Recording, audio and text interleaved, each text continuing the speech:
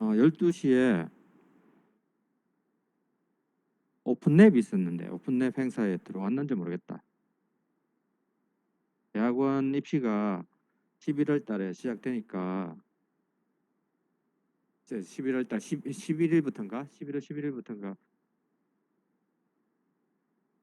전서 접수를 받기 때문에 그한테 소개를 한다고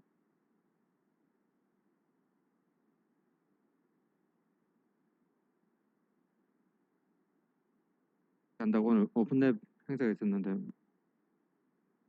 점심시간에 왔는지 모르겠어요. 여러분 혹시나 여러분 중에 이제 컴퓨터 네트워크 우리 랩 같은 경우에는 주로 차량 통신 쪽에 하고 뭐 6G 하고 5G가 아닌 6G 차량 통신 그다음에 수중 네트워크 드론을 활용한 커뮤니케이션 방법 여러 가지 그런 부분을 연구하고 있으니까 관심 있는 친구들은 홈페이지 한번 들어가 보세요. onet.kn 혹시 할 수 있었으면 좋겠습니다. 797번이라 했죠.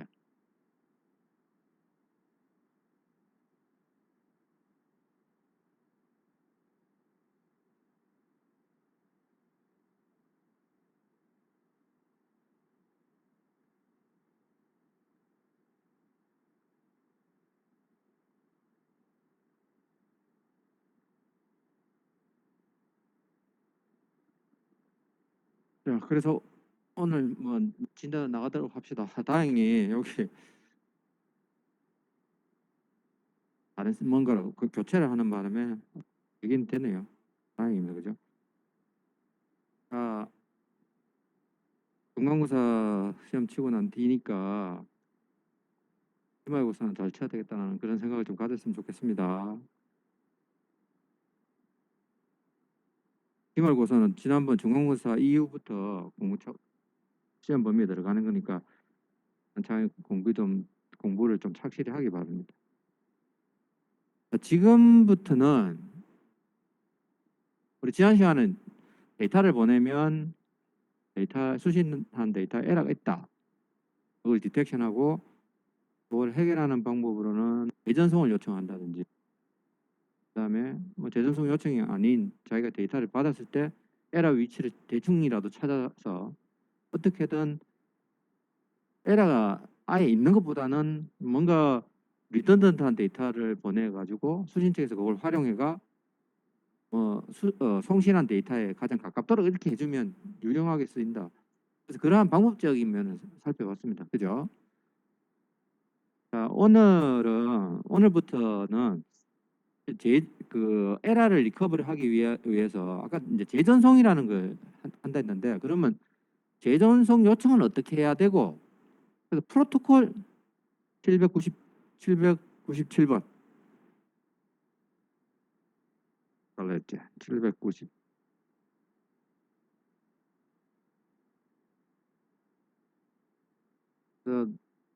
프로토콜 측면에서 그럼 어떤 일들을 해야 되는가 여기에 챕터 제목을 보면 데이터 링크 컨트롤 프로토콜이라고 돼 있잖아요.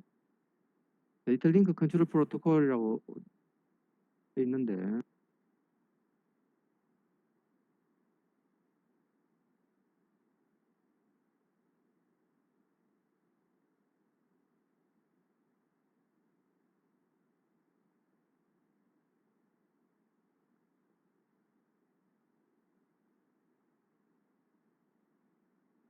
쓰여지지가 않네.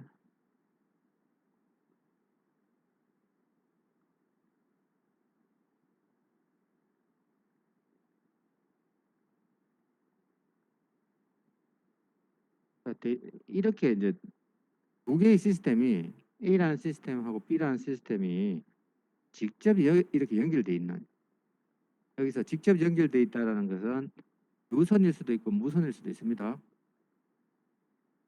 유선 혹은 무선으로 연결되어 있을 때 A라는 곳에서 B로 뭔가를 이렇게 보내잖아요. 데이터를 보낸다. 그때 이 데이터들을 제대로 수신하기 위한 뭔가 제어가 있어야 되겠죠.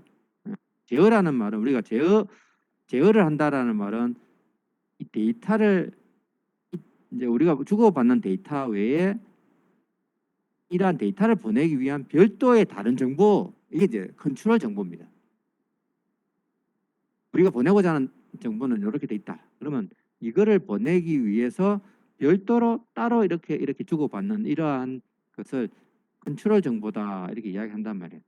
근데 이 컨트롤 정보라는 것은 결국은 얘를 제대로 송신하기 위해서 송수신하도록 필요한 제어를 하는 거죠. 그죠? 네. 그래서 요렇게 A와 B가 직접 연결되어 있는 요거를 링크다라고 부른단 말이에요. 링크. 그래서 링크인데 이게 유선 링크, 무선 링크가 있을 수 있고 요 링크를 사용했을 때 데이터를 제대로 보낼 수 있도록 어떻게 우리가 약속을 정하고 어떤 형태의 프로토콜을 만들어야 되는가에 대한 내용이 바로 이 챕터 내용입니다. 그래서 이 데이터 링크 컨트롤 프로토콜이라는 것이 프로토콜 계층으로 따지자면 우리 지난번에 뭐 신호를 보내고 신호에 대해서 1010 뭐 이거를 1010를 어떤 신호를 어떻게 만들어서 보내며 그걸 어떻게 수신해야 되는지 이런 것들에 대한 프로토콜은 물리적인 계층 그런 이야기를 했죠. 물리적인 계층, 파이 계층. 근데 이 파이 계층 위가 바로 데이터 링크 계층이에요. 그래서 파이 계층이 있다라는 말은 하여간 1010 이것을 상대방한테 이렇게 전달할 수 있는 거죠. 11. 근데 가다 보면 뭐 노이즈가 낀다든지 해서 1010이 아니라 이렇게 갈 수 있다 이거죠. 1010이 아니라 1010로 갈 수도 있겠죠. 그러면 이러한 상황을 어떻게 해결해서 보냈는 거와 받았는 거를 갖게 해주느냐, 그 역할을 해주는 게 바로 데이터 링크 계층입니다. 물리적인 계층은 단지 요거를 신호를 이렇게 해서 만들어서 보낸다. 그러면 신호가 날아오면 그거를 다시 이렇게 바꿀 뿐이다. 이게 물리적인 계층이고 또 데이터 링크 계층에 대한 이야기를 한다라는 거죠. 그러면 데이터 링크 계층에서 그 우리가 알아봐야 되는 프로토콜이 뭐가 있는가? 여기 쭉 나열돼 있어요. 데이터 링크 레벨, 링크 계층에서 고려해야 될 게 뭐가 있는가? 처음에 여기 보세요. 프레임 싱크로나이제이션, 프레임 동기화, 싱크로나이제이션 동기화잖아요, 그죠? 프레임을 동기화한다라는 말은 송신 측이든 수신 측이든 송신 측에서는 프레임이라는 단위로 데이터를 보내게 되고 수신 측은 정확하게 그 프레임을 읽을 수 있어야 된다. 프레임이 오는 거구나. 그래서 송신 측에서 보내는 프레임을 수신 측에서 수신할 수 있도록 해야 된다. 그래서 프레임이라는 게 뭐지?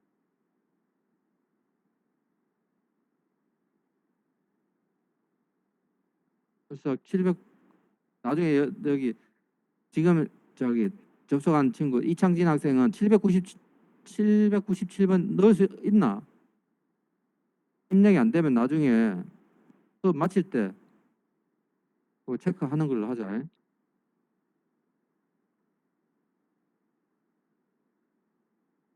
자, 그래서 또 받아가 또 이렇게 되니까 그 다음에 마칠 때 저 체크합시다. 다른 친구들 공부하는데 지금 하려고 그렇다. 자, 프레임 동기화라 해서 프레임 싱크로나이제이션 우리가 이 링크 레벨에서 요때 요 레벨에서 주고받는 데이터 단위는 프레임이에요.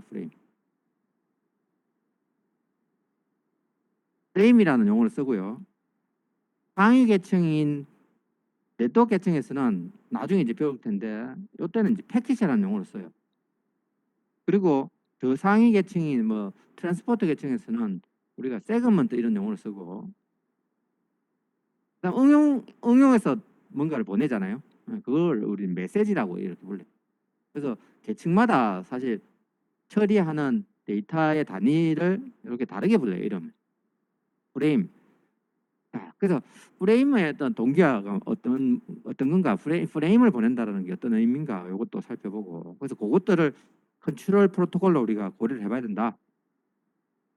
자, 그다음에 플로우 컨트롤이라는 거는 이거 이제 한국말로 하면 흐름 제어잖아요. 흐름 제어, 그죠? 흐름 제어. 흐름 제어는 우리 지금 링크 이야기를 하기 때문에 A와 B가 이렇게 연결되어 있는 상황에서 A가 B의 상황을 모르고 그냥 자기가 보낼 게 있다 해서 막 보낸다고 칩시다. 데이터를 연속으로 보낸다고 치면 안 돼요. 왜냐하면 여기 예를 들어서요, B가 데이터를 수신할 수 있는 버퍼 사이즈가 이렇게 제한이 돼 있어요. 그게 L 바이트라고 칩시다. 예를 들면 L 바이트의 데이터를 수신할 수 있는 이렇게 버퍼가 있는데, 얘가 L 바이트보다 더 큰 바이트로 뭔가를 보낸다고 칩시다. T 바이트로 칩시다. T 바이트 수가 L 바이트보다 굉장히 크다. 그러면 여기 다 수신할 수 있을까요? 얘가 버퍼링 할 수 있느냐? 안 되죠. 그래서 송신 측에서 요 수신 측에서 받아들일 수 있는 양만큼만 A가 이렇게 보내줘야 되겠죠. 이게 흐름 제어예요. 흐름. 우리가 물의 흐름이 있다고 칩시다. 여기에 소위 말하는 이제 버켓이 있으면, 우리 뭐 바켓스 하잖아요, 그죠? 버켓이 있으면 여기서 물을 확 붓는데 이 버켓의 사이즈보다 더 많은 양의 물을 부으면 어떻게 돼요? 오버플로 나잖아요, 그죠? 그리고 우리가 여기 물 주전자로 물통이 있으면 물통에 받아들일 수 있는 양만큼만 물을 부어야 되겠죠. 그래서 그거와 유사하게 이제 우리 플로우 컨트롤 이런 용어를 쓰는 겁니다. 그다음에 에러 컨트롤을 단다. 이 링크 레벨에서는 여기서 이렇게 데이터를 보냈을 때 에러가 생길 수 있으니 그거를 어떻게든 제어를 해줘야 되겠죠. 그래서 우리가 일반적으로 에러 컨트롤 하게 되면 에러 제어를 한다라는 것은 두 가지 관점에서 생각해야 한다. 첫 번째는 지난 시간에 이야기했는데요. 우선 에러가 있다 없다를 디텍션 할 수 있어야 된다. 에러가 있다 없다를 디텍션 할 수 있어야 된다. 그러면 디텍션 할 수 있도록 약속이 정해져야 되겠죠. 에러가 있다, 에러가 없다, 이런 것들을 알아낼 수 있도록 뭔가 나름대로 약속이 필요한 겁니다. 그래서 우리 그 약속으로 패러티, CRC 뭐 이런 것들, 체크섬 이런 것들 사용하는 거죠. 그다음에 이제 디텍션 하고 난 뒤에는 코렉션을 해야 된대죠. 코렉션. 그렇죠? 그래서 이제는 에러가 생겼으니까, 발생했으니까 어떻게 해결해야 되니, 이 코렉션 하는 방법으로서는 크게 두 가지로 리트랜스미션을 하거나 아니면 포워드 에러 코렉션을 한다. 이렇게 나눌 수 있다. 근데 지난 시간에도 이 포워드 에러 코렉션이라는 것은 어떤 응용에 적합하냐, 우리 그런 이야기를 했습니다. 정확하게 위치를 찾는다는 건 힘들지만 대충 어떻게든 비슷하게 만든다. 그러면 이제 결국 멀티미디어 데이터 전송이나 이런 데 적합할 수 있다. 재전송을 하면 되기도 되겠죠. 근데 이제 재전송을 하기에는 또다시 보내라고 요청 메시지가 이렇게 가야 되고, 또 다시 메시지가 오고, 그래서 또 다시 메시지가 온다고 봤을 때 이게 에러가 없다라는 보장도 없을 뿐더러 또 요청하고 다시 보내주고 이런 시간이 좀 소요가 되겠죠. 근데 나는 빨리 데이터가 필요한 상황에서 다시 보내달라 요청하고 다시 오고 이런 게 받아들일 수 없는 경우가 있을 겁니다. 그게 소위 말하는 멀티미디어 데이터 전송 같은 경우에 빨리빨리 플레이를 해줘야 되는데, 야 다시 보내라, 또 보내고, 이게 시간이 소요가 되니까 나는 너무 데이터가 급한데 그 필요한 데이터를 얻기 위해서는 시간이 많이 소요된다. 그 말은 유저들한테 서비스가 제대로 제공이 안 될 수가 있겠죠. 그런 관점에서 포워드 에러 커렉션이 더 유용하게 쓸 수도 있을 겁니다. 자, 그다음에 이제 어드레싱이라는 것은, 어드레싱이라는 용어가 주소 부여하기입니다. 주소 부여하기. 주소를 배정하는 거, 부여하는 거. 자, 이거는 여러분이 편지를 받으려면 우리 집 주소로 편지를 보내잖아요. 그죠? 우리 집 주소에 나한테 편지를 보내잖아요. 그 말은 내가 편지를 받을 수 있는 주소가 있어야 된다. 그랬을 때 친구가 내한테 뭔가를 보낸다고 했을 때 나의 주소로 보내야 된다. 그러면 내가 가진 주소는 다른 친구가 가지고 있는 주소하고 달라야 되겠죠. 만약에 주소가 똑같다 이 말은 다른 애가 뭔가 편지를 보낼 때 주소가 똑같다. 친구 주소가 똑같다. 그러면 내가 도대체 내 편지를 A라는 친구한테 보내야 되는데 B도 받을 수 있고 C도 받을 수 있다. 이게 말이 안 되잖아요. 그죠? 그래서 내가 데이터 통신하기 위해서는 나만의 주소가 필요하다. 우리가 여러분이 잘 알고 있는 주소, 나만의 주소, IP 주소 알고 있죠. 근데 그 IP 주소라는 것은 논리적인 주소입니다. 논리적인 주소.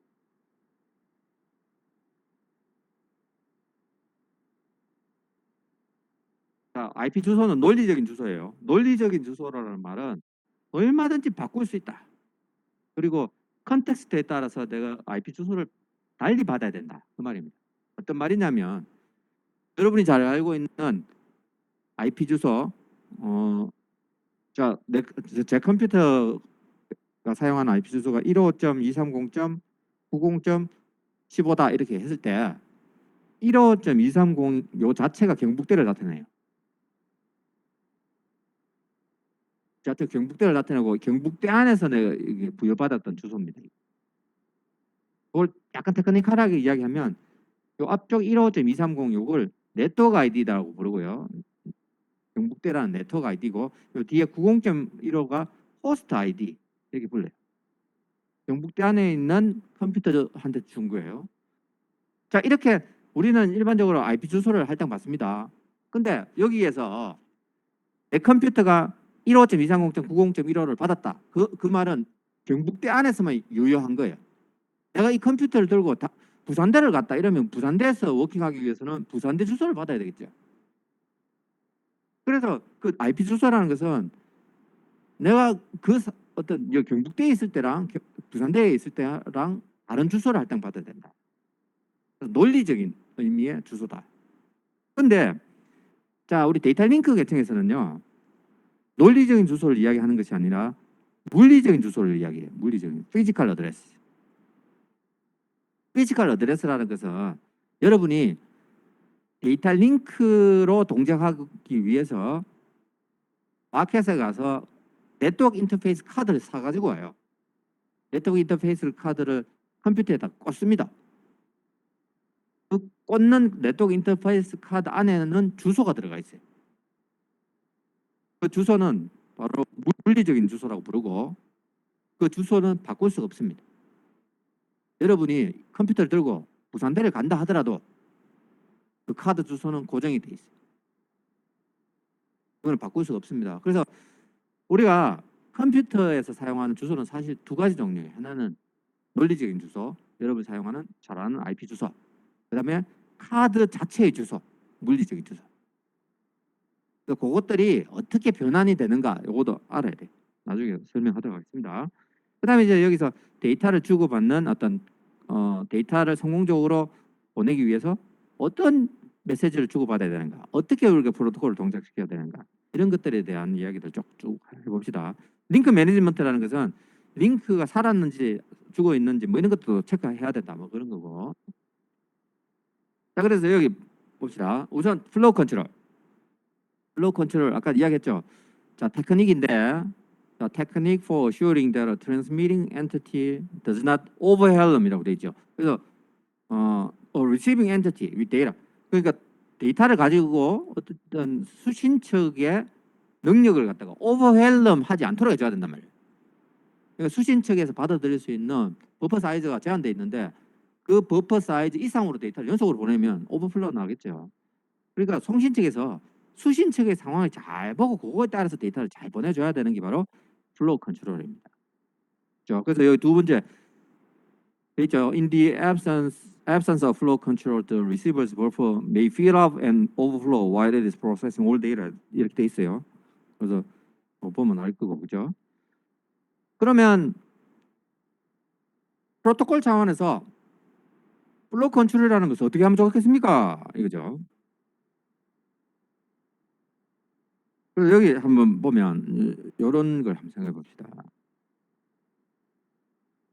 플로우 컨트롤하는 방법은 뒷장이 나오니까 간단한 방법으로. 자, 그래서 우리가 이제 프레임을 전송한다. 프레임을 전송한다고 했고 데이터 링크 계층에서는 그럼 프레임이 뭐냐 하면 이런 겁니다.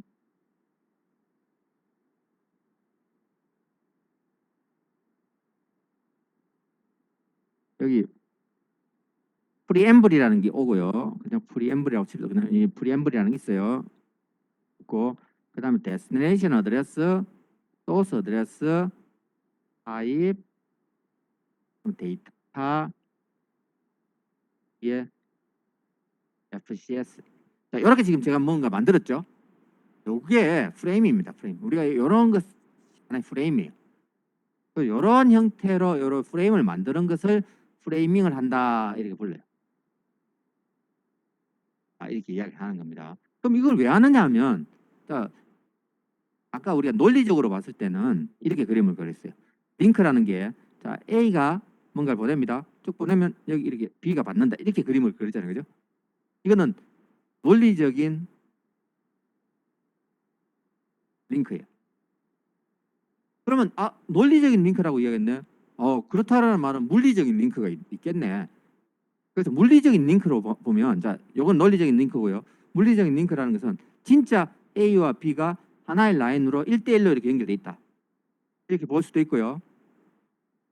1대1로 이게 포인트 투 포인트 1대1 1로 이렇게 연결돼 있고 혹은 이렇게 생각할 수도 있어요. 여기 A가 있고 여기 B가 있고 C가 있고 D가 있어요. 그런 네트워크가 있단 말이에요. 그런 요 하나의 선에 얘도 연결돼 있고 얘도 연결돼 있고 얘도 연결돼 있고 연결돼 있어요. 이랬을 때 A가 만약에 B한테 데이터를 보낼 게 있습니다. 이래 A가 B한테 데이터를 보낼 수 있다고 봤을 때 여기 미디어가 있다면 이 미디어가 지금 트랜스미션 미디어죠. 트랜스미션 미디어가 있을 때 얘가 이 미디어의 접근 권한에 있다고 보면 결국은 A가 B한테 보내면 논리적으로 봤을 때 A와 B가 바로 연결돼 있는 거죠. 그죠? 왜냐면 얘가 이렇게 보내니까. 자, 그랬을 때 우리 자, 이런 형태로 이제 프레임을 만들어서 보냅니다.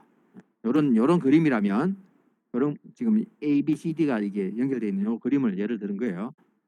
자, 그랬을 때요. A가 이걸 보냅니다. A가 보낼 때 이렇게 보낸다고 생각하면 돼요. 자, B한테 보낸다 이거죠. 그러면 앞에 프리앰블이라는 걸 붙입니다. 프리앰블. 프리앰블 이유를 붙이는 이유는 우리 뒤에서 자세하게 이야기하겠지만 뭐 여기서 대충 이야기하자면 우선 여러분이 프레임을 이해하기 위해서 이제 10 10 10 10 10 10 10 10 10 10 여기에 반복이 돼요. 뭐한 7번 반복이 됩니다. 10 10 10 10가 쭉 나타나면서 이걸로 싱크를 맞춰요. 동기화를 맞추는 거예요. 동기화를 맞춰. 왜냐하면 10 10 10이니까 예를 들어 펄스가 올라갔다 내려갔다 올라갔다 내려갔다 이러면서 이제 탈락 동기화를 맞춘다 이렇게 생각하면 돼요. 맞추다가 10 10 10 10 11이 딱 나타나요. 10 10 10 1이 딱 나타나면 여기서부터 프레임이구나. 프레임은 시작이구나. 이걸 나타내요. 여기서부터 이제 프레임이 시작이구나. 그러면 곧 바로 뒤에 나타나는 게 목적지 주소예요.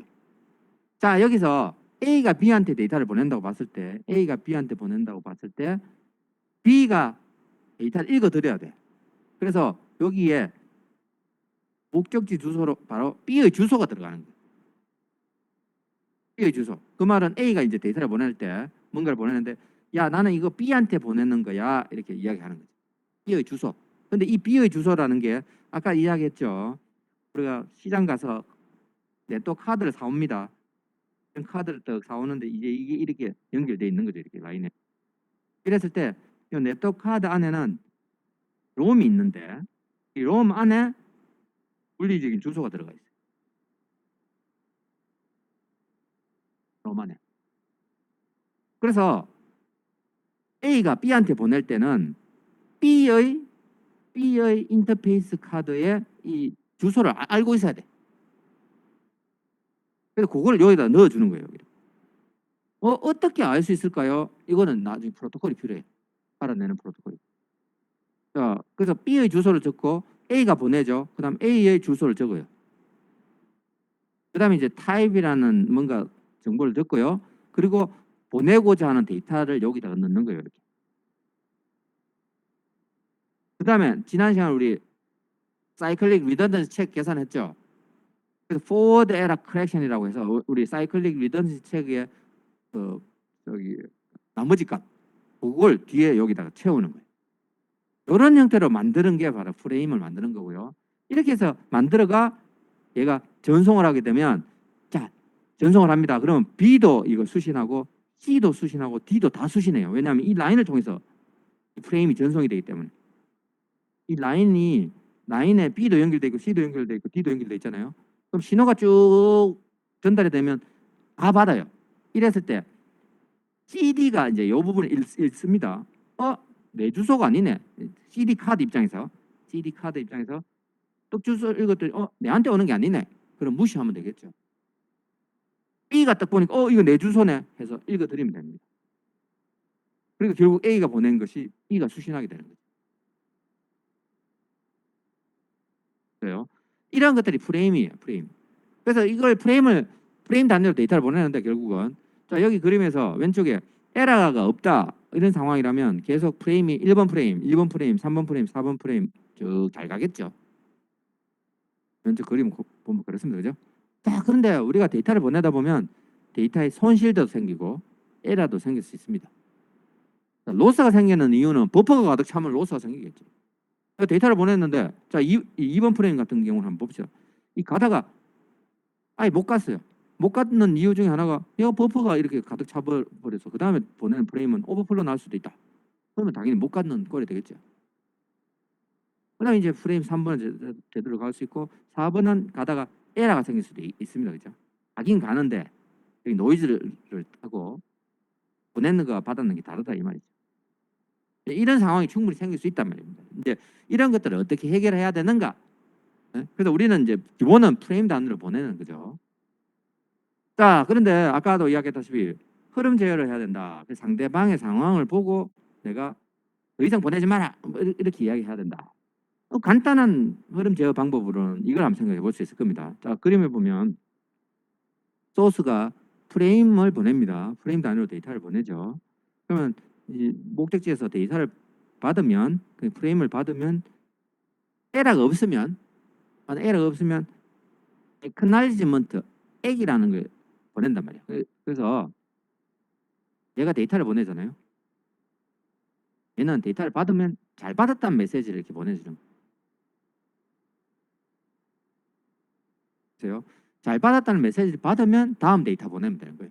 그러니까 제가 친구한테 옆에 친구한테 이야기를 할 때 한마디 이렇게 이야기한다고 칩시다. 야 그러면 있잖아 그래 그러면 내가 뭐 이런 식으로 이야기하는 거죠. 그래서 내가 한마디 하면 내 친구의 반응을 보고 다음 이야기하고 또 반응을 보고 다음 이야기하고 이런 꼴이 되는 겁니다. 이제 그렇게 한다 이거죠. 그래서 일반적으로 우리가 데이터를 상대방한테 데이터를 잘 보냈는지를 어떻게 우리가 알 수 있는가를 한번 생각해 봅시다, 여러분. 링크가 있든 아니면 굉장히 멀리 있든 내가 누군가한테 데이터를 보냈는데 그 친구가 데이터를 잘 받았을까? 아니면 못 받았을까? 우리가 어떻게 판단할 수 있겠는가? 아마 생각해 보면 어떻게 유일한 방법은 내가 데이터를 보냈는데 잘 받았으면 잘 받았다고 이야기해 주면 되지. 그렇죠? 그럼 못 받았으면 이제 어떻게 할 거냐인데 그건 여러 가지 방법이 있을 거예요. 그래서 우리 기본 원칙은 데이터를 보내면 잘 받았으면 잘 받았다고 이야기해라. 그게 하나의 액 메시지입니다. 액 메시지. 액이란 여기 프레임 입장에서는 액 프레임이겠죠. 그래서 소스는 데이터를 보내고 나면 다음 데이터를 보내기 전에 액을 기다리게 돼 있다. 그랬을 때 만약에 내가 뭔가를 보냈는데요.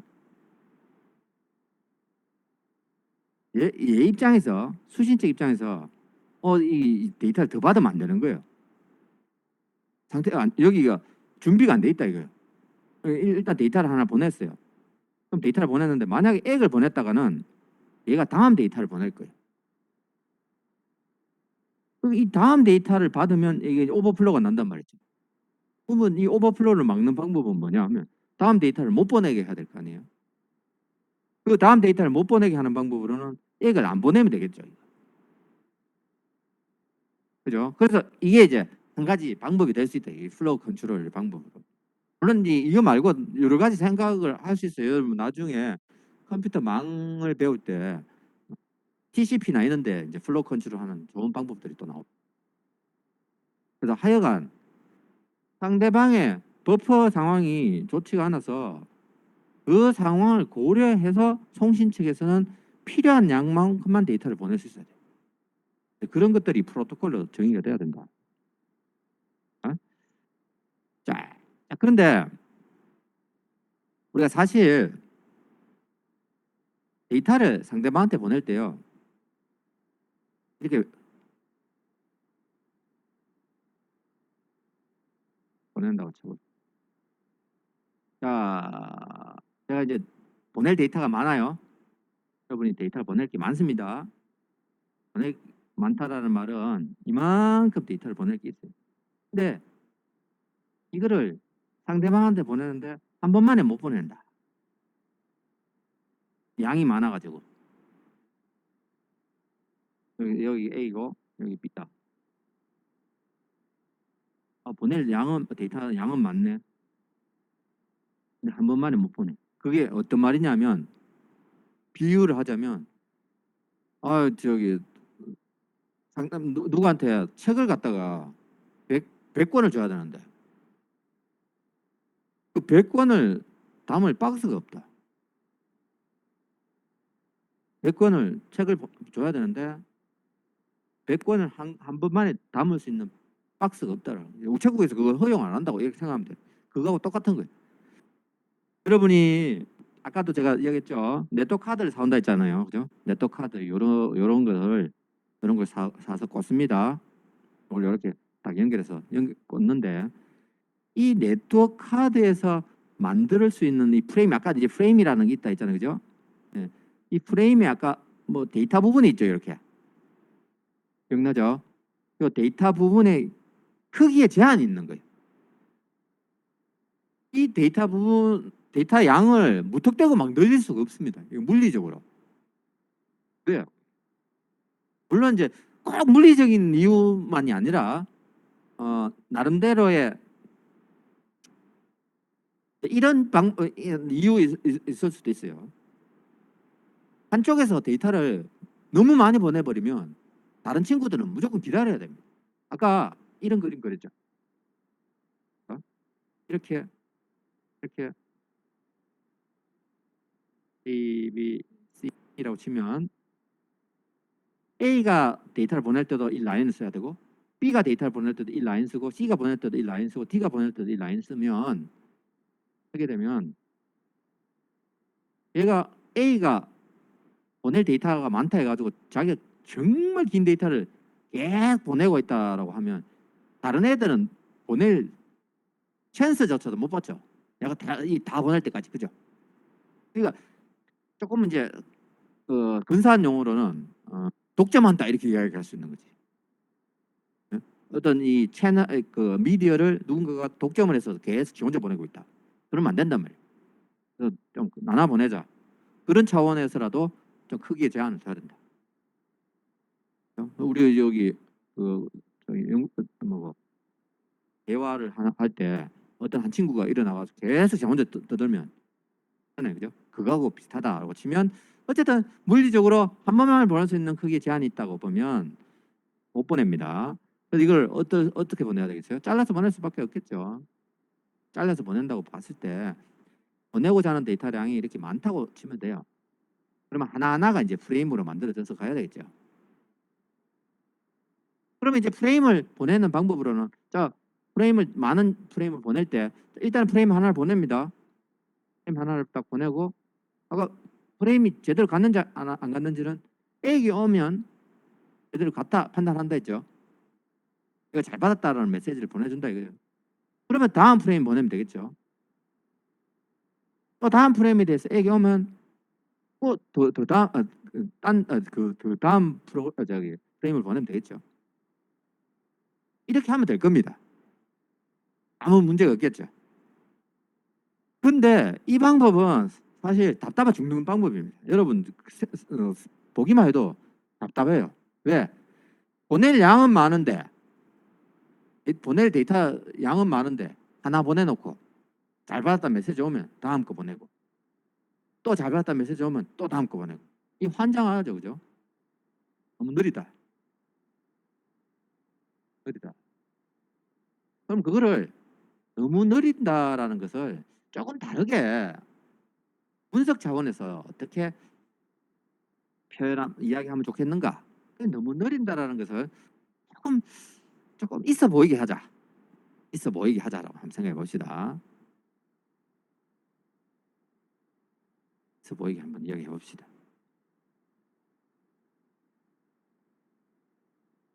한번 봐요. A와 B가 있으면 얘가 이렇게 링크로 돼 있다고 봤을 때 얘가 보내고자 하는 데이터가 그런 데이터가 있다 칩시다. 이게 요만큼의 어떤 길이의 데이터라고 보면 자 우선은 얘가 첫 번째 데이터를 보내요. 첫 번째 데이터를 보내면 데이터가 쭉 이렇게 가겠죠. 자, 요 시간에서 요까지 어떤 시간이 흐릅니다. 첫 번째 데이터를 받는 데까지 걸리는 시간. 요게 뭐냐면 트랜스미션 딜레이, 프로퍼게이션 딜레이. 지난번에 그런 이야기를 했습니다. 프로퍼게이션 딜레이가 뭐냐면 통신 측에서 우리가 이 방에서 책상을 하나 밀어 엮는다라고 봤을 때 저 복도 끝까지 보내야 돼요. 복도 끝까지 보낼 때 저 책상을 이 방에서 내보냅니다. 내보냈는데 책상이 저 복도 끝까지 전달되는 데까지 걸리는 시간이. 이걸 프로퍼게이션 딜레이. 전파 지연 시간. 프로퍼게이션 딜레이.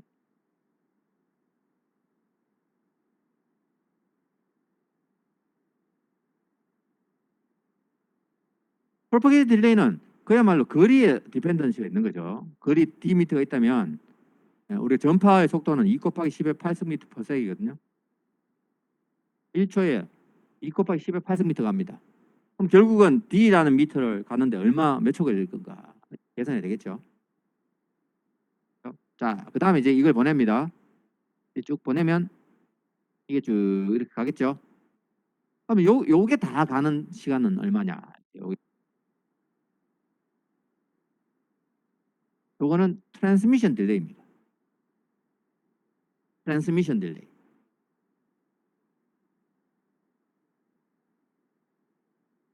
트랜스미션 딜레이라는 거는 뭐냐면 내가 이 책상을 하나 밀어넣는 데까지 걸리는 시간이에요. 밀어내는 데까지 걸리는 시간 이렇게 보면 되지.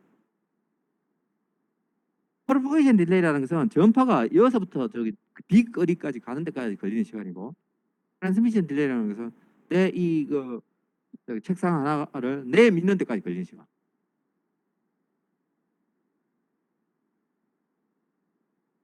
그렇죠? 자, 그래서 그럼 얘가 TP라는 시간 지나고 난 뒤에 TX라는 시간이 지나고 그다음에 얘는 이제 요 데이터를 받았으니까 그다음에 액을 보내주겠죠. 이렇게 액을 보낼 겁니다. 액. 근데 액 사이즈가 아주 작다 이거지. 잘 받았다 이렇게 이야기하는 거. 그러면 데이터는 상대적으로 긴데 액은 야 잘 받았어. 아니면 우리가 1 이러면 잘 받았는 거고 0 이러면 못 받았다고 치면 예를 들어서 굉장히 짧잖아요. 짧다 하더라도 이 액 메시지가 여기까지 오는 데까지 걸리는 시간. 요거는 얼마냐 하면 결국 요것도 TP입니다. 그죠? TP입니다. 근데 액 메시지 길이는 너무 작으니까 이것도 TX인데 액 메시지라고 치면 요걸 갖다가 거의 0에 가깝다고 보고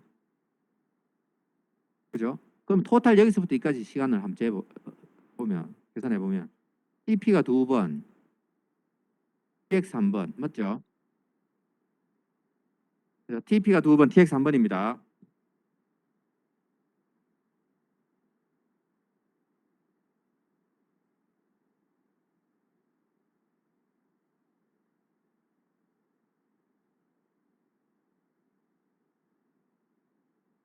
그죠? 자, 실질적으로 이 시간 동안, 요 시간, 여기서부터 이까지 이 시간 동안에 요 하나의 링크에서 실질적으로 데이터 보내는데 걸렸던 시간은 얼마냐면 바로 TX밖에 안 돼요. 이 시간 동안에 이 TP 플러스 TX라는 시간 동안에 결국은 유효한 데이터를 보내는 시간은 TX 시간밖에 안 돼요. 요거를 우리가 유틸라이제이션이다 이렇게 보는 거예요. 유틸라이제이션.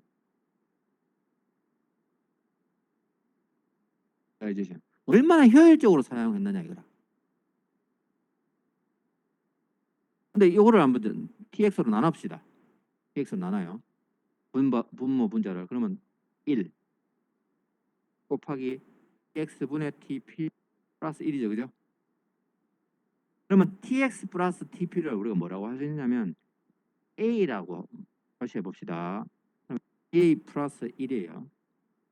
EA 플러스 1분의 1이에요. 근데 A라는 것은 이거예요. A가 표현하는 의미를 여러분 한번 생각해 봅시다. A가 의미하는 것은 TP라는 시간 동안에 TX를 몇 개나 보낼 수 있느냐 이 말이에요. TP라는 거는 여기서부터 저기 복도 끝까지 가는데 걸리는 시간이에요. 만약에 내가 보내는 데이터가 책상이 여러 개가 있다면 여기서 내가 여러 개의 책상을 연속으로 보낼 수 있다면 여러 개의 책상을 연속으로 보낼 수 있다면 TP라는 시간 동안에 몇 개의 책상을 내보냈겠는가 그 말이에요. 그렇겠죠. 그런 A가 의미하는 게 TP라는 시간은 여기 복도 끝에서 끝까지 가는데 시간이다.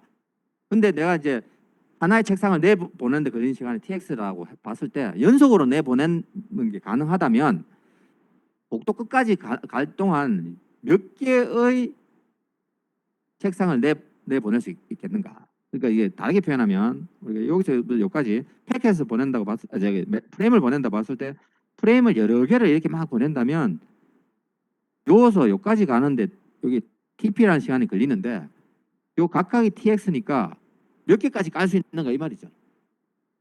네. 그렇게 생각하면 돼요. 그러니까 EA라는 게 보세요.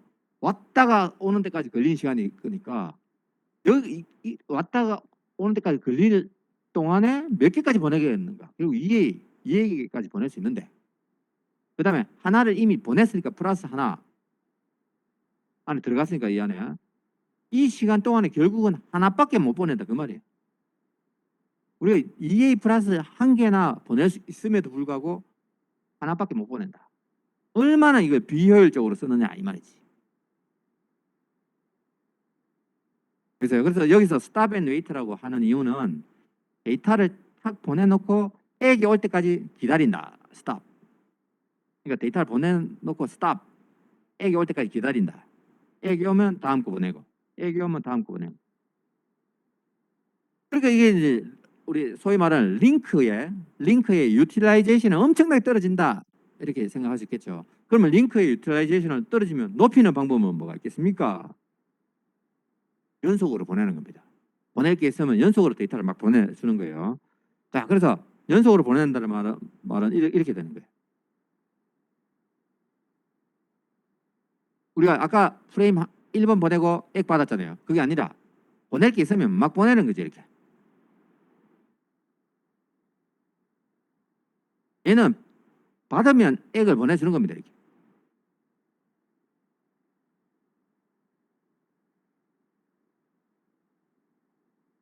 이게 바로 아까랑 다르죠. 아까는 이제 링크 유틸라이제이션이 떨어졌는 이유는 결국은 하나 보내놓고 참 기다렸다가 액 올 때까지 아무것도 안 하고 있고 근데 이제 여러분 한번 생각해 보세요. 길 잘 닦아놨는데 서울에서 부산까지 차를 100대를 보내야 되는데 차 한 대 도착하면 야, 잘 왔대. 그러면 다음 차 보내고 또 다음 차 잘 왔대. 하면 또 그 다음 차 보내고 이렇게 하는 것보다는 차를 계속 보내는 거죠. 야, 니 가. 그럼 1번 차 가고 2번 차 가고 3번 차 가고 4번 차 가고 쭉 가겠죠. 그러면 도착하는 대로 1번 잘 왔습니다. 2번 잘 왔습니다. 3번 잘 왔습니다. 이렇게 이야기해 주는 게 더 효과적이겠죠. 맞죠? 그게 바로 유틸라이제이션을 높이는 겁니다. 자, 그런데 여기서 이제 문제. 연속적으로 계속 보낸다 하면 아까 플로 컨트롤 해야 된다고 안 그랬습니까? 수신척이 버퍼 상황을 고려해서 보내야 된다고요.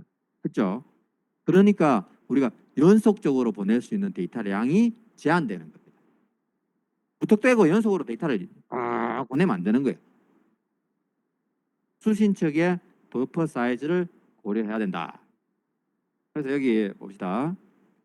플로우 컨트롤을 하는데 스탑 앤 웨이트 방법이 아까 플로우 컨트롤이 아니라 슬라이딩 윈도우라는 방법을 쓰게 돼 있다. 여기 슬라이딩 윈도우를 봅시다. 결국 우리 여러 개의 프레임이 전송이 되도록. 그래서 여기 보면 첫 번째 라인에 allows multiple numbered frames to be in transit 이렇게 돼 있어요. 그러니까 여기 여러 개를 연속으로 보내는데 각각이 번호를 가지는 거죠. 이걸 1번 프레임, 2번 프레임, 3번 프레임, 4번 프레임 이런 식으로 넘버를 가진다 이거예요. 그런 것들을 여러 개의 넘버드 프레임이 전송이 되도록 가능하게 한다. 그 다음에 리시버는 버퍼 길이를 W 길이의 버퍼를 가지고 있다. 여기서 말하는 W라는 것은 W개의 프레임을 받을 수 있다 이렇게 생각하면 됩니다. 그러면 트랜스미터는요. 자, 수신척에서 W개의 프레임을 받을 수 있다라고 보면 전송하는 입장에서는 아직까지 잘 받았다는 메시지를 안 받았는 상황에서는 최대 몇 개까지 보낼 수 있느냐면 W개까지 보낼 수 있죠. 그렇죠? 저쪽에서 어떤 상황이 벌어졌는지 몰라요. 뭐 몇 개를 받았는지 제대로 받았는지 모르는 상황에서 나는 이제 연속으로 보낼 겁니다. 근데 내가 보낼 수 있는 최대 크기는 W개가 최대일 겁니다. 그렇죠? 왜냐하면 저 버퍼 사이즈가 W라고 했으니까. 그렇죠? 자, 그 다음에 액이 날아옵니다. 잘 받았다는 메시지가 날아오는데 잘 받았다는 메시지에는 다음 자기가 수신하면 되는 프레임의 번호를 이렇게 담고 있다 이 말이에요. 이거는 이 의미는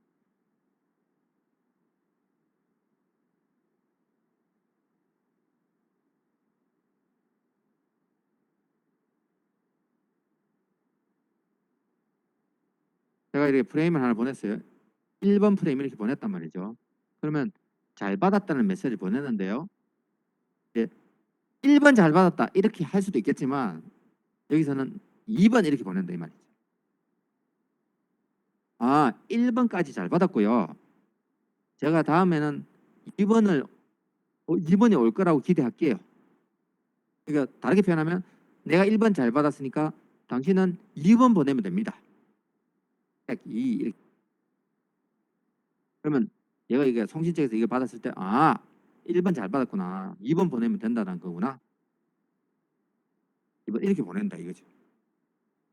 근데 이 그림상에서 보니까 아니 그 연속으로 보내는 거라면서 왜 또 1번 이렇게 이야기를 합니까? 자, 이거는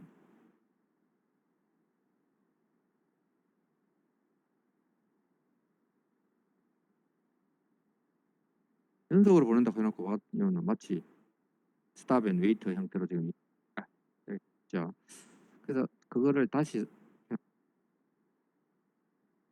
1번, 1번, 한번 이런 식으로 보내고 상대방에서는 받았을 때 액들을 보내는 거예요. 액 2,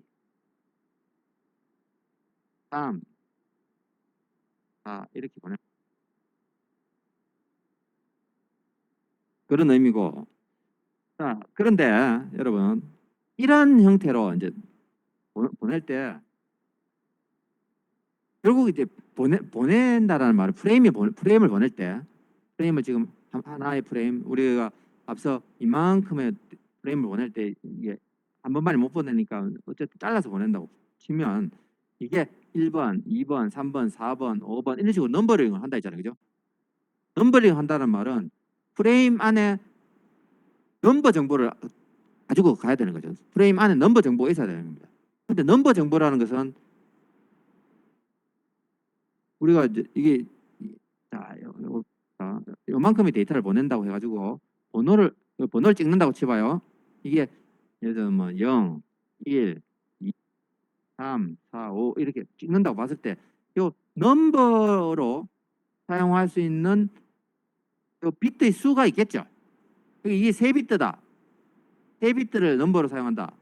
그러면 결국 000에서 111까지 사용하는 거죠. 8개를 보내는 거죠. 그죠? 그죠? 그다음 첫 번째 거는 0, 그다음 1, 2 해서 7. 그리고 000에서 그러니까 결국 111까지. 그다음 보낼 게 있으면 8이 아니라 0이겠죠. 그죠? 그래서 여러분 다시 이야기하자면 이제 데이터를 보내면 이런 건 데이터를 보낼 때 이 데이터에 대해서 지금 이거 연속으로 데이터를 막 보낼 때 넘버링을 가질 수 있도록 하니까 3비트가 있다면 지금 이거 날아갈 때는 000 이건 0이다 그죠? 그다음 다음 거는 001 그러니까 1이다 그죠? 다음 거는 0010 2다 그죠? 그리고서 111까지니까 7이죠. 그 다음 것도 보내면 8이 없잖아. 8을 표현할 수가 없잖아 그죠? 그러니까 또 000 그러면 또 0 1 2 3 7 또 0 이런 식으로 될 수밖에 없는 거겠죠. 그렇죠? 그래서 각각 프레임은 이제 시퀀스 넘버를 가집니다. 근데 이 시퀀스 넘버로 몇 비트를 사용해야 되느냐? 요게 굉장히 중요한 거예요. 그래서 그거는 뒤에서 다시 이야기합시다. 자, 그래서 이런 형태로라면 우리가 이렇게 볼 수 있다. 이건 슬라이딩 윈도우 방법을 사용해서 송수신할 때, 자, 샌더 입장하고 리시버 입장에서 윈도우를 바라보는 게 다릅니다. 자, 여기 보면 우리가 아까 3비트를 사용한다고 봤을 때 0, 1, 2, 3, 4, 5, 6, 7, 0, 1, 2, 3, 4, 5, 6, 7 이런 식으로 갑니다. 이게 이제 시간축이죠, 시간이 이렇게 흐를 때 이제 내가 데이터를 보낼 게 있으면 계속 이러한 형태로 넘버링을 한다 이거죠, 데이터 프레임에 대해서. 자, 그래서 여기 쭉 이제 쭉 갈 때 요 지금 요 이제 지금 윈도우 우리는 지금 여기에 해당하는 앞에 건 이미 끝났어요. 앞에 거는 지나갔고 여기에서 딱 보이는 요것만 관심 있는 겁니다. 지금 요것만 관심 있는데 이게 의미하는 것은 내가 이제 송신 측에서 연속으로 보낸다고 봤을 때 5개까지 연속으로 보낼 수 있고 그게 만약에 넘버링을 가진다면 0, 1, 2, 3, 4까지. 그러니까 송신 측에서 연속으로 보낼 수 있는. 그럼 앞에 거는 뭐냐면 에크날리지먼트가 되는 거죠. 여기. 에크날리지먼트를 받았으니까 내가 제대로 보냈는 겁니다. 이미 지나갔는 거죠. 이미 보내버렸으니까 제대로 보냈는 거예요. 그러니까 상대방에서는 그거에 대해서 액을 보냈다라는 거죠. 그래서 나는 지금 아까 몇 개까지 보낼 수 있냐고 하면 수신 측의 버퍼 상황을 고려해 가지고 결국 트랜스미터는 W 프레임까지 액을 안 받는 상황에서 연속으로 보낼 수 있다. 그렇게 되니까 그런 상황이라면 나의 윈도우라는 것이 이런 상황에서 이제 요만큼까지만 보낼 수 있다. 이 말이고, 자, 송신측은 그렇고요. 수신측은 어떻게 되냐면 또 수신측도 윈도우가 있어요. 윈도우가 있는데 만약에 수신측은 송신측에서 데이터가 온다고 봤을 때 내가 요만큼까지 연속으로 받을 수 있다 이 말이에요. 요만큼까지 연속으로 받을 수 있다. 자, 그러면 왜 이걸 슬라이딩 윈도우라고 하는가? 요 뒤에 그림을 보면 알 수가 있어요. 자, 이게 이 윈도우가 여기 윈도우 있잖아요. 이 지금 빨간색으로 돼 있는 이 윈도우가 쭉쭉쭉쭉 밀려 나갈 겁니다. 슬라이딩 되듯이 우리 싹 미끄러지듯이 쭉쭉쭉쭉 밀려 슬라이딩 되는데 어떤 형태로 슬라이딩이 되는지 한번 봅시다. 자, 여기에 슬라이딩 윈도우 프로토콜 예를 보면 소스 시스템 A와 데스티네이션 시스템 B가 있습니다. 그래서 A에서 연속으로 데이터를 보낸다고 봤을 때 7개까지 보낼 수 있다 이 말이에요, 지금. 그래서 0, 1, 2, 3, 4, 5, 6 만약에 보낼 데이터가 연속으로 막 들어온다면 보내면서 0, 또 다음 거 보내고 1, 그 다음 거 보내고 2 이렇게 번호를 찍어서 막 보내는데 몇 번까지? 6번까지밖에 찍어서 못 보낸다. 왜 이렇게 7개밖에 못 보내느냐 하면 상대방이 7개만 수용할 수 있기 때문에. 자, 그래서 이렇게 됩니다. 그러면 결국은 얘가 이제 F0를 보내고 0, F1, F2 이렇게 보낼 거 아니에요. 그러면 수신 측에서 한번 생각해 보자. 수신 측 입장에서는 자기가 7개까지 연속으로 받을 수 있어요. 7개까지 연속으로 받을 수 있어요. 자, 그런데 수신 측에서 F0 받고 F1 받고 F2를 받았어요. 0 받고 1 받고 2 받았어요. 그죠? 그런데 이건 이미 받았는 겁니다, 이제. 근데 이 윈도우라는 것은 자기한테 더 추가적으로 온다면 결국은 여기서부터 여기까지밖에 못 받는 거죠, 지금. 그래서 지금 여기 수신적 윈도우라는 것은 앞으로 만약 온다면 데이터가 온다면 이 번호로 올 거고 그러니까 결국 지금 0, 1, 2는 이제 받았는 거고요. 앞으로 올 게 아닙니다. 올 게 아니고 0, 1, 2는 이미 받았고 앞으로 온다면 3, 4, 5, 6인데 내가 3, 4, 5, 6까지만 받을 수 있다 이 말이죠. 왜냐하면 이미 여기는 지금 버퍼링이 되어 있는 상황이라서 이거를 처리하지 않는 이상은 더 이렇게 받을 수가 없는 여기까지만 받을 수 있는 거죠. 지금. 그 말이에요. 그 다음에 이제 요거를 처리를 합니다. 요거를 처리했다라는 게 요거를 어쨌든 자기가 이제 소진을 하는 겁니다. 버퍼를 소진을 했습니다. 소진을 하고 자기는 요게 이제 X입니다. X3입니다. X3. X3하고 똑같은 거예요. 0, 1, 2까지 잘 받았다. 너는 앞으로 3번 보내면 돼. 이런 의미. 그러면 결국 요 공간이 남는 거죠. 이제 뻥 비는 겁니다. 그걸 소진했기 때문에. 그러면 자기는 아까 0, 1, 2를 받고 난 뒤에 소진을 안 하는 상황에서는 3, 4, 5, 6만 받을 수 있는데 그게 아니라 이제 0, 1, 2는 소진을 했기 때문에 버퍼가 비어요. 그러면 3, 4, 5, 6도 받을 수 있을 뿐더러 0, 1, 2에 대한 것도 받을 수 있죠. 그죠? 3개가 더 빵꾸가 나니까 이제 구멍이 있으니까 그러면 윈도우를 갖다 늘려주는 거죠. 이렇게. 만약에 지금부터 데이터가 연속으로 온다면 내가 3번부터 시작해가지고 3, 4, 5, 6, 7 그 다음에 0, 1 요까지는 받을 수 있어 이 말이죠. 그런 의미고 알겠죠? 그래서 여기 보면 일단은 0, 1, 2, 6까지가 다시 0, 1까지 늘어나면서 쓱 슬라이딩 되는 꼴이 된다 그죠? 이 그림을 보면 여기서 이렇게 슬라이딩 됐죠 그죠? 그래서 이걸 슬라이딩 윈도우라고 하는 거고 자 수신측 송신측 입장에 봅시다. 0, 1, 2, 3, 4, 5, 6인데 0, 1, 2를 이제 보냈으니까 0, 1, 2는 보냈어요. 이제 만약에 보낼 데이터가 있다면 이제 내가 보낼 수 있는 거는 3, 4, 5, 6까지밖에 못 보내는 거죠. 아직까지 애기 온 게 없기 때문에 최대 보낼 수 있는 게 요게 답니다. 근데 뭐 이렇게 돼 있다가 그다음에 잘 받았다는 메시지가 왔죠. 그러면 X3이 왔다라는 말은 0, 1, 2까지는 잘 처리했는 거니까 이거는 제대로 처리했다. 이제 해결했으니 자기가 연속으로 데이터를 보낼 수 있는 것은 이제 더 늘어나겠죠. 수가. 그래서 아직까지 보낼 데이터가 없었으니까 지금 3번, 4번, 5번, 6번 이건 그대로 살아있고 왜냐하면 데이터가 오면 이거 넘버 찍어서 보내면 되는 거니까 3, 4, 5, 6, 7 혹시 더 있으면 그러니까 6까지 그죠? 더 있으면 3개 더 이렇게 확보를 하는 거죠. 그래서 여기도 보면 이게 이제 윈도우입니다. 윈도우 자체가 또 얘도 여기서부터 딱 밀려갔죠. 그래서 이게 바로 슬라이딩 윈도우 프로토콜이에요. 그래서 여기 슬라이딩 윈도우라는 게 여러분 지금 보면 헷갈리는 것도 있겠지만 의미는 이거지. 내가 해야 할 역할은 데이터 링크 입장입니다. 데이터를 보내달라 하면 내가 상대방한테 그 연속으로 데이터를 보내주면 된다. 데이터를 보내달라는 요청이 오면 데이터를 보내주면 된다. 그러면 데이터를 보내면서 번호를 찍어서 보낼 거다. 근데 내가 연속으로 데이터를 보내는데 그 연속으로 보낼 수 있는 데이터 양은 수신척의 버퍼 상황에 디펜던트하다. 그래서 수신척에서는 W까지밖에 연속으로 못 받는다. 액을 아직까지 안 받은 상황에서. 그래서 나는 액을 안 받은 상황에서 그냥 W까지 보냈는데 자기가 어느 정도 버퍼에 있는 양을 소진했다라는 게 오면 내가 그만큼 더 보낼 수 있는 거죠. 그거를 그림으로 잘 이렇게 표현했는 겁니다. 그래서 여러분 잘 따라서 보면 되고요.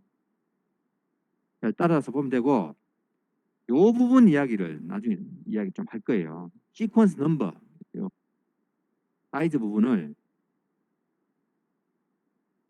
요걸로 제한한다. 이게 어떤 말이냐면 맥시멈 윈도우 사이즈가 있어요. 맥시멈 윈도우 사이즈라는 게 아까 요 사이즈입니다. 요 사이즈. 요 사이즈요. 여기서부터 여기까지 요 사이즈. 여기서는 맥시멈 윈도우 사이즈가 지금 7이죠. 7. 자, 이거요. 요거 잘 봅시다.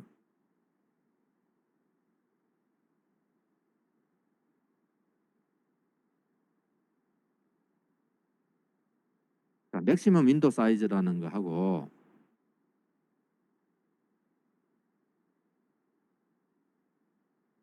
맥시멈 윈도우 사이즈라는 것은요. 여기서부터 여기까지. 그러니까 최대 액을 안 받고 데이터를 몇 개까지 보낼 수 있느냐 이겁니다. 이게 맥시멈 윈도우 사이즈고 그다음에 시퀀스 넘버. 시퀀스 넘버라는 것은 지금 0, 1, 2, 3, 4, 5, 6, 7 3비트 사용하고 있죠. 시퀀스 넘버 그죠? 자, 맥시멈 윈도우 사이즈는 7이다 그죠? 맥시멈 윈도우 사이즈는 7이고요. 시퀀스 넘버는 3비트입니다. 얘네들 간에 관계가 있다 이 말이에요. 맥시멈 윈도우 사이즈와 시퀀스 번호가 차지하는 비트 수의 관계가 있다. 어떤 관계가 있느냐면 여기 보면 맥시멈 윈도우 사이즈는 이렇게 돼야 된다.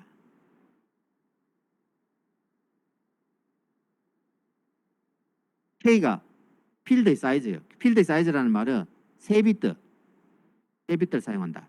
뭐 2비트를 사용한다. 뭐 이런 거겠죠. 그래서 이런 슬라이딩 윈도우 방법으로 동작하려면 이러한 제약 사항이 따른다. 그게 가진 의미는 다음에 이야기할 겁니다.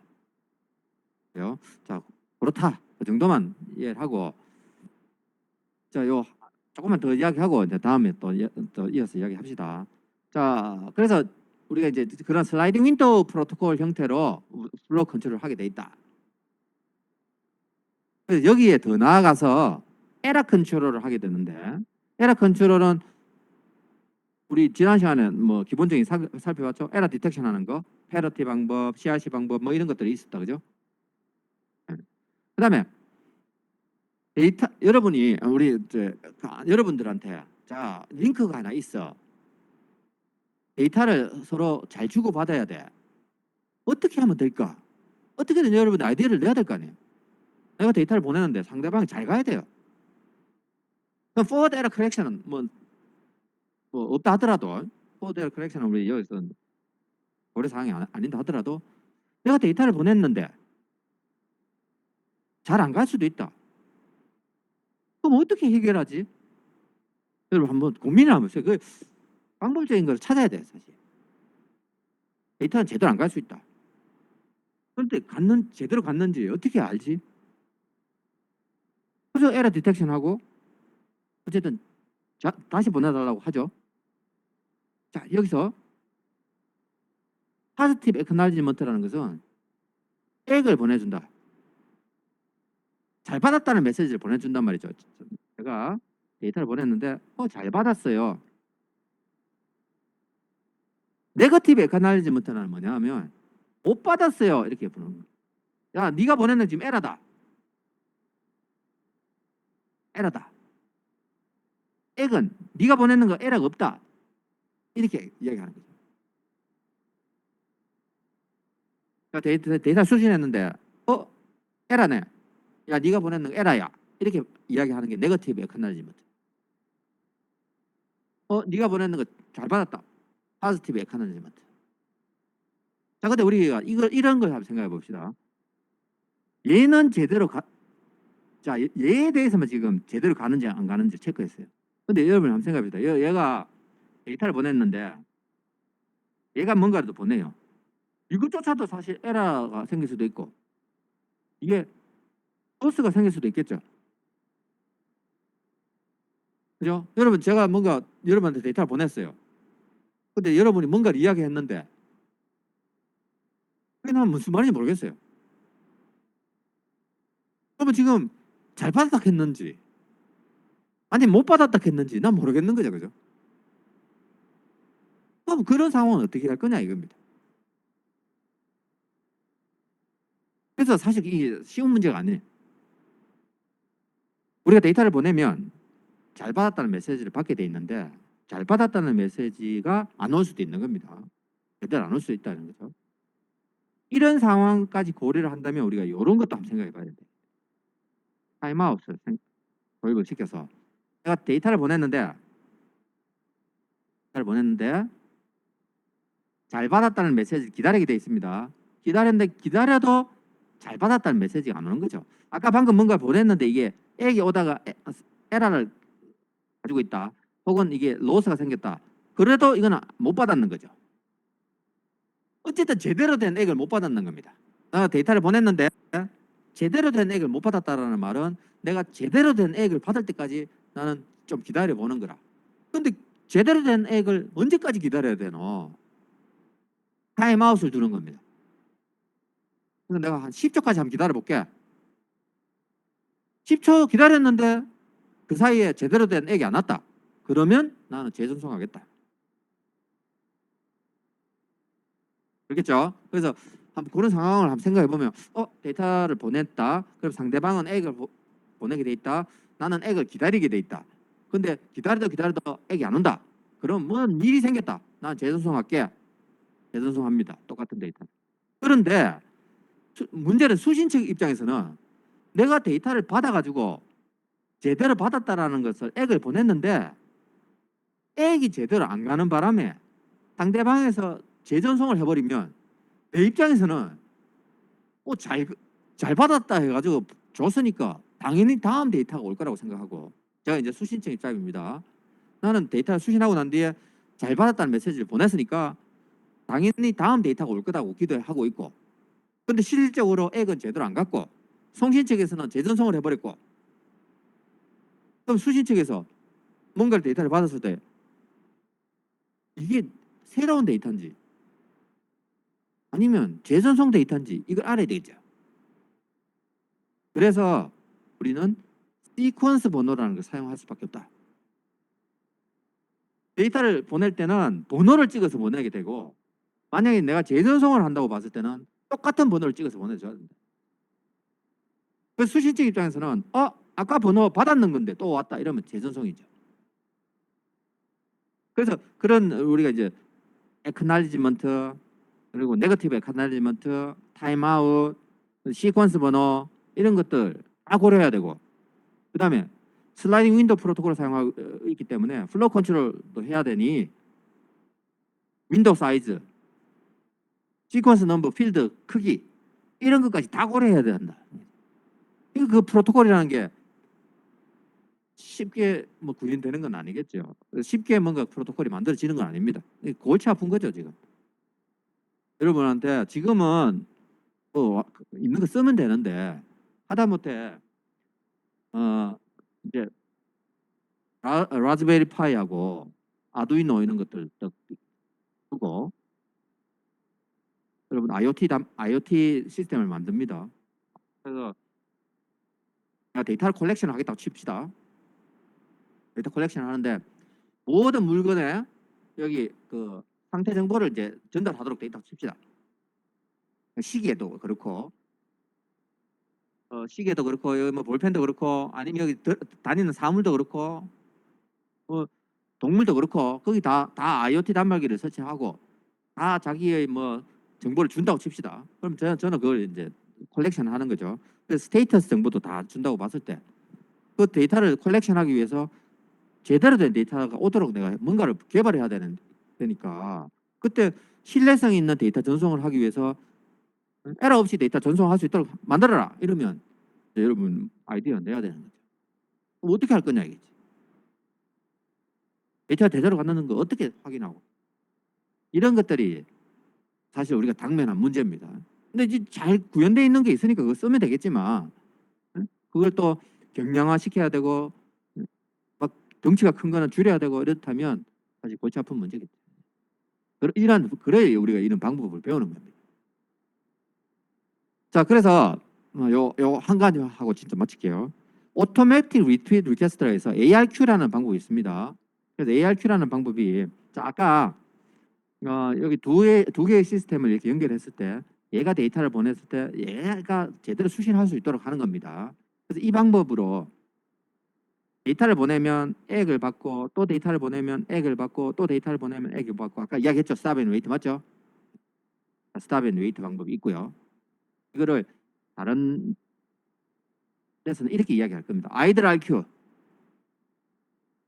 아이들 RQ라는 게 repeat request입니다. 그 약자고요.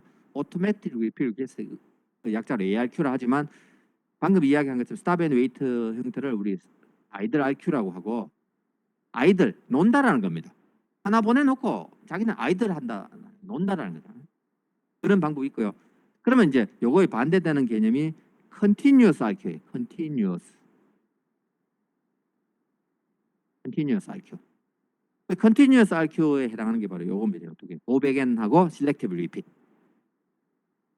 그래서 지금 이제 이 고백앤 방법, 셀렉티브 리핏, 이 방법을 여러분 잘 이해를 해야 되는데, 이 방법이 꼭 링크 레벨이 아니라 TCP에서도 사용하고 있는 거예요.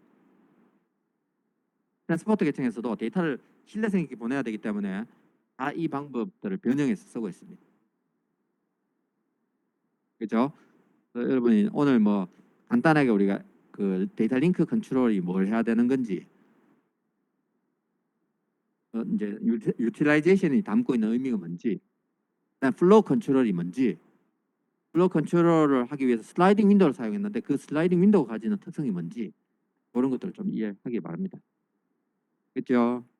네, 나머지 부분은 우리 다음 시간에 수업을 하는 겁니다. 아까 출석 체크를 못했는 친구 이찬진 학생은 내가 출석 체크해 놓을게요.